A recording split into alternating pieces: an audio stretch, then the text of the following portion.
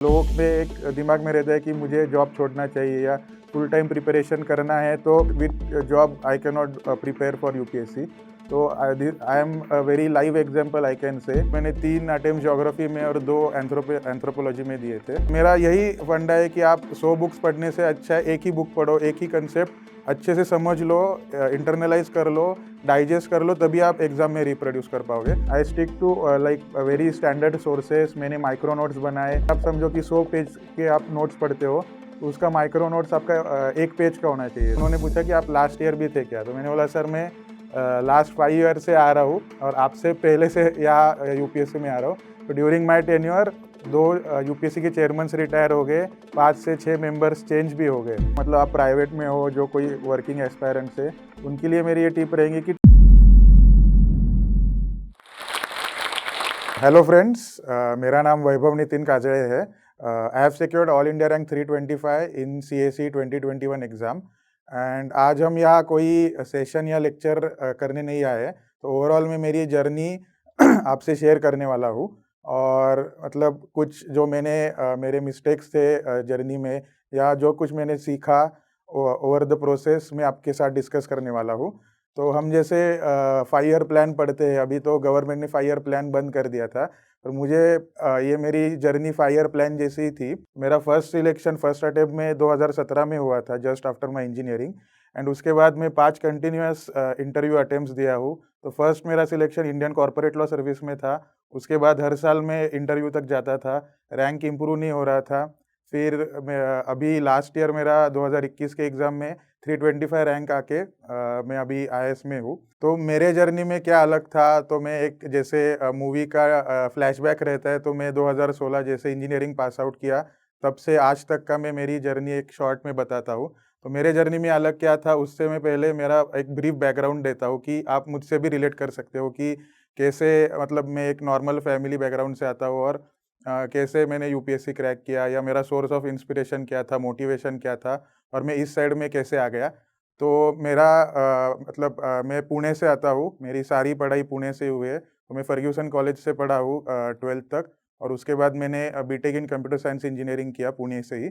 तो मेरा पहला इंक्लिनेशन था डिफेंस सर्विसेज की तरफ, क्योंकि मैं स्कूल टाइम से एनडीए विजिट किया था, वहाँ की पासिंग आउट परेड्स देखी थी। फिर हमारे यहाँ एयरफोर्स स्टेशन है लोगांव का, तो मेरा ये ड्रीम था कि मैं फाइटर पायलट बनूँ। और इसी एंगल से मैं ओवरऑल पर्सनैलिटी डेवलपमेंट पढ़ाई करता था। तो मेरा 12th में एनडीए में भी सिलेक्शन हो गया था। And I had secured All India rank 57 that time. Due to I was declared medically unfit, I could not join NDA.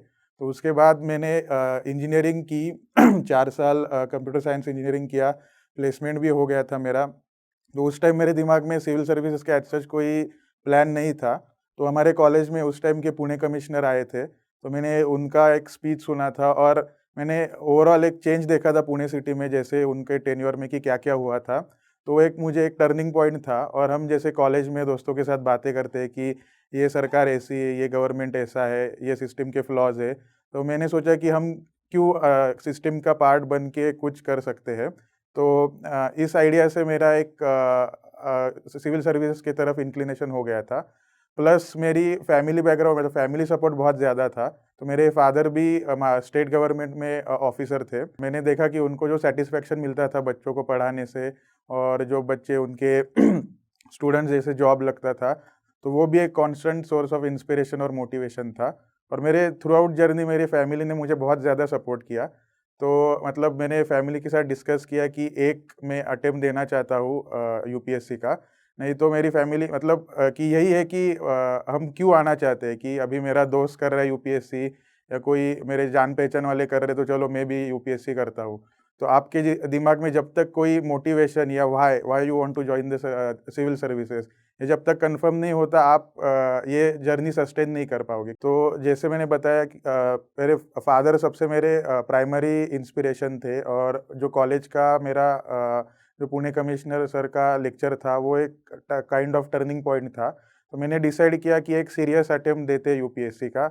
Else मैंने प्लान भी रेडी रखा था कि if I don't clear UPSC in 1 or 2 attempts, I will be going for higher studies in like MS in United states. तो मेरा ये plan एकदम clear था कि मैं 1 या 2 सीरियस अटेम्प्ट्स दूंगा, नहीं तो मैं स्विच ओवर कर दूंगा। तो ये मेरा फैमिली का सबसे ज़्यादा बड़ा रोल था कि उन्होंने मुझे मॉरली, इमोशनली, सोशली, मेंटली या फाइनेंशियली बहुत हेल्प किया था। तो मैंने इंजीनियरिंग के बाद 1 साल सीरियस पढ़ाई की पुणे में, और मोस्टली मेरा सेल्फ स्टडी था।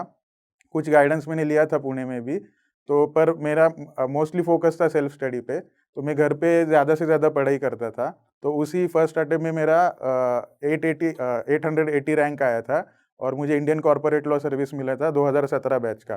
तो उसके बाद मैंने ट्रेनिंग जॉइन किया था, और वहाँ पर इंडियन कॉर्पोरेट लॉ सर्विस की उस टाइम की पॉलिसी थी कि they were not giving EOL, extraordinary leave, like all other services used to give for preparing for next attempt. तो मैंने ट्रेनिंग में भी 2 अटेम्प्ट्स दिए थे। 2 साल की ट्रेनिंग रहती है बेसिकली। तो मैंने दिल्ली, मतलब मेरी एकेडमी गुड़गांव में थी, तो मैंने वहाँ से भी 2 अटेम्प्ट्स दिए थे। मेरा फर्स्ट अटेम्प्ट का ऑप्शनल ज्योग्राफी था, तो उसमें मेरा थोड़ा इम्प्रूवमेंट नहीं हो रहा था, तो उसके कारण मेंस में थोड़े कम मार्क्स आ रहे थे। तो तब भी मैं 2 इंटरव्यूज़ एकेडमी में during training I prepared and gave 2 attempts, पर उसमें भी नहीं हुआ। मैंने सोचा, फिर मेरे बहुत से सारे दोस्त थे कि बोले कि एंथ्रोपोलॉजी भी एक अच्छा ऑप्शनल है। तो उस टाइम के टॉपर्स भी बहुत सारे एंथ्रोपोलॉजी के थे, तो मैंने वहाँ एंथ्रोपोलॉजी भी स्विच कर दिया। फिर last 2 attempts I had given in anthropology. तो अभी मतलब मैंने 3 अटेम्प्ट ज्योग्राफी में और 2 एंथ्रोपोलॉजी में दिए थे। तो ये एक मेरा ट्रांज़िशन भी थोड़ा मतलब स्ट्रगलिंग वाला था। तो ये में एक मेरे जर्नी का अलग पार्ट है कि 2 ऑप्शनल के साथ मेरा सिलेक्शन हुआ है। तो first selection with geography and current selection in आईआईएससीज़ विद एंथ्रोपोलॉजी। सो ये एक मेरा ब्रॉड जर्नी में अभी थोड़ा हम डिस्कस करते हैं कि प्री मेंस इंटरव्यू जो आप लोगों के दिमाग में बहुत से मिसकंसेप्शंस रहते हैं। तो मैं बेसिकली बताऊंगा कि हमें कम से कम पढ़ाई करनी है, ज़्यादा से ज़्यादा रिवाइज करना है, और ज़्यादा से ज़्यादा अप्लाई करना है। तो मेरा मेन स्टाइल पढ़ाई का था कि active learning, organic learning, smart learning. तो हम कुछ भी एक कंसेप्ट पढ़ते, फॉर एग्जांपल इन जीएस, या हमारा ऑप्शनल हो गया एसे, एथिक्स, जो कुछ भी पढ़ रहे हो, आप अपने सराउंडिंग में जो करंट अफेयर्स चालू है, या आप डेली आपका जो रूटीन है, आप कहीं जॉब करने जाते हो या किसी से मिलते हो, तो अपने सराउंडिंग में वो कंसेप्ट आप देखो कि कैसे रिलेट कर पाओगे। तो वो जो होगा वो नेचुरल लर्निंग होगा, ऑर्गेनिक लर्निंग होगा, और आप इजीली रिप्रोड्यूस कर पाओगे एग्जाम हॉल में। तो मेरा यही फंडा है कि आप 100 बुक्स पढ़ने से अच्छा है एक ही बुक पढ़ो, एक ही कंसेप्ट अच्छे से समझ लो, इंटरनलाइज कर लो, डाइजेस्ट कर लो, तभी आप एग्जाम में रिप्रोड्यूस कर पाओगे। और ऐसा कुछ पढ़ो कि उसका फ़ायदा एग्जाम में हो। अगर मतलब मैं मेरे फर्स्ट जो कुछ स्टार्टिंग के अटेम्प्ट्स थे, उसमें मैंने जो गलती की कि मैंने बहुत से सोर्सेज पढ़े, क्योंकि थोड़ा-सा मैं खुद से पढ़ाई कर रहा था। तो ये भी सोर्स अच्छा है, ये क्लास के ये नोट्स अच्छे हैं, या इंटरनेट पे ये मिल गया एक्स वाई ज़ेड, अभी इतने सारे सोर्सेस आ गए। तो मैंने बहुत सी चीज़ें पढ़ी थी, रिवीजन नहीं किया था, और that hampered me. I could not recollect in the exam hall, I could not reproduce at the time of mains और से इंटरव्यू और सो।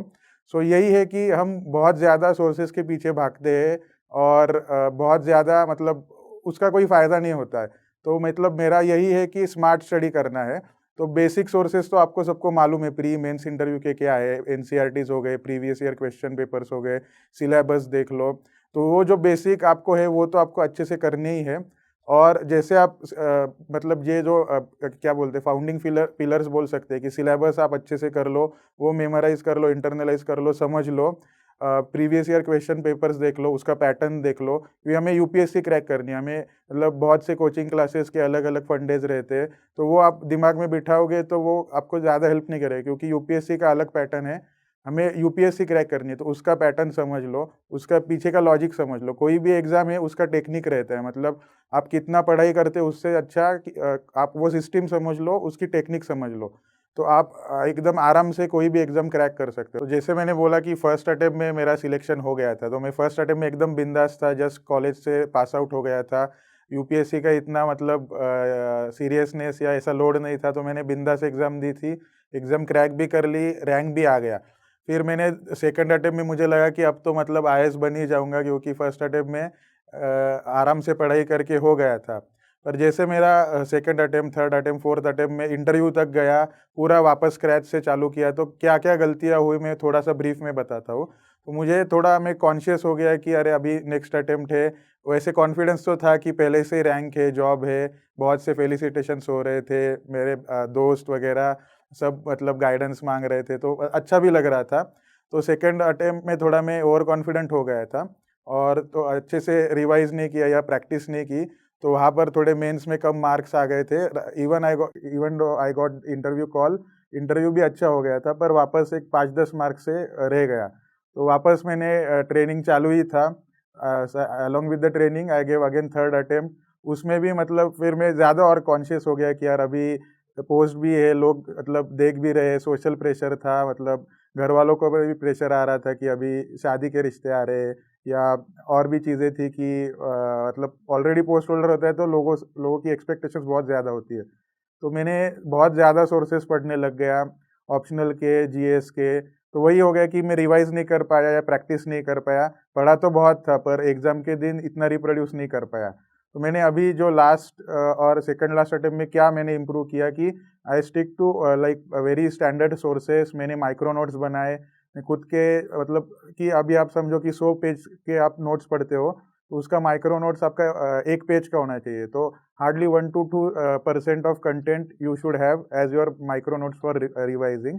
तो ये मैंने किया। फिर मैंने हम हमारे खुद के बेस्ट एग्जामिनर होते हैं, हम खुद ही हमारा खुद को फीडबैक देंगे या खुद हम इंट्रोस्पेक्ट करेंगे, तभी हमें अच्छे से समझ आ पाएंगे। तो rather than joining 10 different coaching classes या टेस्ट सीरीज या और कुछ ऐसे मेंटर्स करने से, आप एक बेसिक गाइडेंस लो और खुद के स्ट्रैटेजी पे काम करो, कहाँ कहाँ पर आपकी गलतियाँ हो रही थी। तो मैंने इस पे ज़्यादा वर्क किया and I think this paid me of. And यही है कि मतलब लोगों में एक दिमाग में रहता है कि मुझे जॉब छोड़ना चाहिए या फुल टाइम प्रिपरेशन करना है, तो with job I cannot prepare for UPSC। तो I am a very live example I can से। तो मैं ट्रेनिंग में भी था, उसके बाद मैं मुंबई में पोस्टेड था as assistant commissioner. Since last 3 years I was working in Mumbai. मेरे पास पूरा फुल इंडिपेंडेंट चार्ज था, पर तब भी मैं पढ़ाई कर पाया, अटेम्प्ट्स दे पाया। तो मैं अलग क्या किया ये मैं आपको बताना चाहता हूँ। मतलब आप प्राइवेट में हो, जो कोई वर्किंग एस्पायरेंट्स है, उनके लिए मेरी ये टिप रहेंगी कि टाइम मैनेजमेंट अच्छे से करना चाहिए। तो जहाँ कहीं भी आपको टाइम मिले, मतलब मैं व्हाइल गोइंग टू ऑफिस और in between you get some free time या कोई लंच ब्रेक है या XYZ, कहीं पर भी आपको 5-10 मिनट मिले, आप तुरंत कोई आपकी नोट्स, बुक्स कुछ भी पढ़ लो, करंट अफेयर्स पढ़ लो। मतलब ऐसे छोटे छोटे टाइम स्लॉट्स हमें निकाल के हमें पढ़ाई करनी है। हमें कभी भी जो वर्किंग एस्पायरेंट्स है उनको एट अ स्ट्रेच जैसे 4-5 घंटे नहीं मिलेंगे compare to full time studying aspirants. So हमें क्यूमुलेटिवली ऐसे छोटे छोटे टाइम स्लॉट्स निकाल के दिन में 4 से 5 घंटा पढ़ाई करनी है। मतलब मैं I am early beginner, like I wake up at 5 o'clock। तो सुबह में 2 से 3 घंटा पढ़ाई करता था, ऑफिस में छोटे छोटे टाइम स्लॉट निकाल के 1 से 2 घंटा पढ़ाई करता था, फिर शाम को आने के बाद वापस 1-2 घंटा पढ़ाई करता था, ट्रैवलिंग टाइम अच्छे से यूज़ करता था। तो ऐसे हमें पढ़ाई करनी है। वीकेंड्स का अच्छे से यूज़ करना है, तो वीकेंड्स पे हम 7 से 8 घंटा पढ़ाई कर सकते हैं, सैटरडे संडे। तो ये भी है, तो वर्किंग एस्पायरेंट्स के लिए बहुत ज़्यादा पॉसिबल है। और मतलब मैं तो कहूँगा कि along with job if you are doing ना, कि आपका एक लाइवलीनेस रहेगा, आप मतलब अलग तरीके से सोच पाओगे। मतलब ये होता है कि 1 या 2 अटेम्प्ट के बाद स्टैग्नेशन आ जाता है, तो आप वही नोट्स किताबें पढ़ते जाओगे तो आपकी क्रिएटिविटी या ये थोड़ा सा हैम्पर हो जाता है। तो I would say you should go for your plan B. आप कोई जॉब कर लो या कोई और एग्ज़ाम दे के एक बैकअप रेडी कर लो, और simultaneously keep on studying for UPSC also, and this will keep you fresh. आपकी जो क्यूरियोसिटी, क्रिएटिविटी है, वो इंटैक्ट रहेगी। तो ये एक मेरा वर्किंग एस्पायरेंट्स के लिए मेन मैसेज रहेगा। Prelim is a game of mindset rather than how much you study, how much sources और books you refer. So prelims का भी यही है कि आप कितना आपका माइंड काम रखते हो, confident you will be in attempting the prelims questions. That will matter because मतलब हमें तो ये मालूम है कि हम फेल होने वाले हैं, तो हमें प्रोबेबिलिटी फेल्योर की कम करने करके how we will succeed which will come, like वो 2 घंटे में आप कितना आपका माइंड शांत रखते हो और कैसे आपका लॉजिक बिल्ड जो आपने थ्रू आउट प्रैक्टिस करके किया है, वो आप कैसे अप्लाई करते हो, वही है। मतलब मेरा अभी प्रीलिम्स का ये एक्सपीरियंस है कि मैंने हर साल 100 के 100, मतलब I have attempted all 100 questions, and even in CSAT I used to like attempt more than 70-75 questions. तो यही है कि लोग बहुत कम अटेम्प्ट करते हैं, मैंने जो देखा है कि जो रिपीटेडली फेलियर्स हो रहे हैं प्रीलिम्स में, वो 60-70 ऐसे ही अटेम्प्ट करते हैं कि उनको लगता है हमारी एक्यूरेसी ज़्यादा है। मेरा ये एक्सपीरियंस है कि हमारा एक्यूरेसी इतना हो ही नहीं सकता, तो हम जितना रिवाइज़ करेंगे, जितना प्रैक्टिस करेंगे, वो एक्यूरेसी बढ़ती जाती है। And if you want to smoothly clear prelims with lot good margin, तो हमें मिनिमम 80 से 90 प्लस अटेम्प्ट करना चाहिए, तभी आप एक सेफ स्कोर कर पाओगे। And that will boost your confidence for mains also, and you can immediately start preparing for mains. तो मेरा हर वक्त का मतलब 110, 120, 130 ऐसे मार्क्स आते थे प्रीलिम्स में। तो पर ठीक है कि ये मेरा स्ट्रैटेजी था कि I used to attempt all 100। I won't say that you attempt like that. So you have to set your own goals, and you should have some flexibility for attempting prelims. मतलब अगर बहुत ज़्यादा difficult question paper है तो आप समझो 5-10 कम कर सकते हो, ईजी आ गए तो आप अपना अटेम्प्ट बढ़ा सकते हो। तो वो हर एक की स्टाइल है, you have to build up on like while preparing. Interview के बारे में भी एक मतलब ये है कि इंटरव्यू ऐसे हम लगता है कि मेंस टू इंटरव्यू के बीच जो टाइम है 1-2 महीने का, उसमें हम प्रिपेयर करते हैं। तो ये ऐसा नहीं है कि through out the journey and through out your life time आपकी एक पर्सनैलिटी बन जाती है। तो अभी मतलब आप जैसे डिसाइड करते हो कि आपको यूपीएससी करना है, तो ऐसा नहीं है कि मैं वो एक XYZ हॉबी है कि मैं मेंस के बाद प्रिपेयर करूँगा, डैफ में डालूँगा, 1 महीने में कुछ करके इंटरव्यू में बोल दूँगा। दैट आर्टिफिशियलनेस या जो सुपरफिशियल ऐसे पर्सनैलिटी है, the board will immediately find out and then you will get average और बिलो एवरेज मार्क्स। तो मतलब यही है कि आपका कोई स्पोर्ट्स है या कोई हॉबी है, through out your preparation you should keep on pursuing. वो आपको स्ट्रेस रिलीवर भी होगा, आपका मतलब अगर आपको ये 1 साल की जर्नी सस्टेन करनी है, तो you should be both mentally and physically fit. हमें सोशली एक्टिव भी रहना है। मतलब लोग बोलते हैं कि मैं पूरे सोसाइटी से कट हो जाऊँगा, पूरा 24 घंटा पढ़ाई करूँगा, ये भी बहुत गलत अप्रोच है। We should be socially active and not social media active. मतलब में लोगों से बातचीत तो करनी है, क्योंकि at the end you are going to be administrator. अगर आप लोगों से बातचीत नहीं करोगे तो आप सोसाइटी समझ नहीं पाओगे, और जो हम पढ़ाई कर रहे हैं वो रिलेट नहीं कर पाएंगे सोसाइटी से। तो हमें दोस्तों से मिलना है, घर वालों से बातचीत करते रहना है। तो ऐसे हमारे जो सराउंडिंग है उसमें से जो लोग, हर एक एलिमेंट हमारे सोसाइटी का इंपॉर्टेंट है, तो आप उनसे कैसे बातचीत करते हो, and all this will reflect while you answer in the interview. मतलब मेरे 5 इंटरव्यूज हो गए थे, तो तब ये जो था कि हम पूरा जो होलिस्टिक स्टडी जो बोलते हैं, ऑर्गेनिक लर्निंग, वो हमारा इंटरव्यू में हमारी पर्सनैलिटी में दिख जाता है। And this can not be build up in से 1 और 2 मंथ्स, या आप 10 कोचिंग क्लासेस लगाओ या 20 जगह मॉक इंटरव्यूज दे दो। जब तक आप खुद के पर्सनैलिटी पे काम नहीं करोगे, this won't be reflected in that 20-30 minutes. और मतलब मेरा इंटरव्यू का ओवरऑल एक्सपीरियंस हर वक्त अलग-अलग रहा है। So I used to score around 170-180। तो इंटरव्यू का यही है कि be yourself, work on your DAF, whatever background you have, educational background या और कोई है, तो इस पे ज़्यादा से ज़्यादा वर्क करो। Be true to yourself, that will show reflect in your answers. और आप मिरर प्रैक्टिस कर सकते हो, एक थोड़े से मॉक्स दे दो बेसिक आइडिया के लिए, और आप ज़्यादा से ज़्यादा खुद से बात करो कि मैं ऐसा क्वेश्चन होगा तो कैसे टैकल करूँगा, और अगर नहीं आता है तो ना बोल दो। तो मेरा एक इंटरव्यू का मैं एक एनेक्डोट शेयर कर दूँ, लास्ट ईयर का था। मैं कंटिन्यूअसली इंटरव्यूज़ दे रहा था, तो मतलब जो अंदर जो हमें हमारे टिकट का रिएम्बर्स करते हैं पैसा, तो उन्होंने मुझे पूछा कि आप लास्ट टाइम भी थे क्या? तो मैंने ऐसे ही मतलब मेरा हर वक़्त इंटरव्यू लास्ट वीक में और सेशन के भी लास्ट में ही होता था। तो ये एक एनेक्डोट था कि उन्होंने पूछा कि आप लास्ट ईयर भी थे क्या? तो मैंने बोला सर मैं लास्ट 5 ईयर से आ रहा हूँ, और आपसे पहले से यहाँ यूपीएससी में आ रहा हूँ। तो ड्यूरिंग माय टेन्योर 2 यूपीएससी के चेयरमैन्स रिटायर हो गए, 5 से 6 मेंबर्स चेंज भी हो गए, तो वो भी हँसने लग गए।